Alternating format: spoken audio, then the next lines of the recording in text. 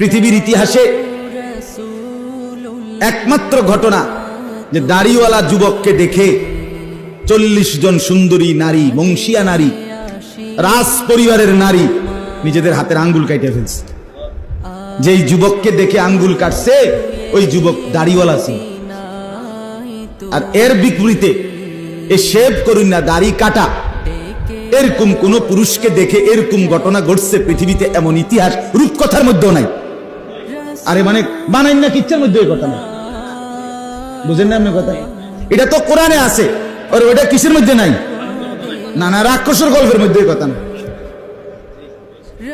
ডালিম কুমারের মধ্যে কথা নাই, রাজকুমারের গল্পের মধ্যে এগুলো নাই। ছোটবেলায় আমরা গল্প পড়ছি না, ডালিম কুমারের গল্প আমি পড়ছি স্কুলের বইয়ে, কোন ক্লাসে জানি পড়ছি। এই ছোটবেলায় আমরা গল্প শুনতাম, এই একরকম গল্প সবই। রাজা ছিল, রাজার ফুতা ছিল, যাইতে যাইতে যাইতে যাইতে জঙ্গলে গেছে, জঙ্গলে গিয়া দেখছে বিল্ডিং, বিল্ডিং এর ভিতরে দেখছে রাজকুমারী ঘুম যায়, রাজকুমারীরে উড়াইয়া কইছে আমি তোমার বিয়া করবো।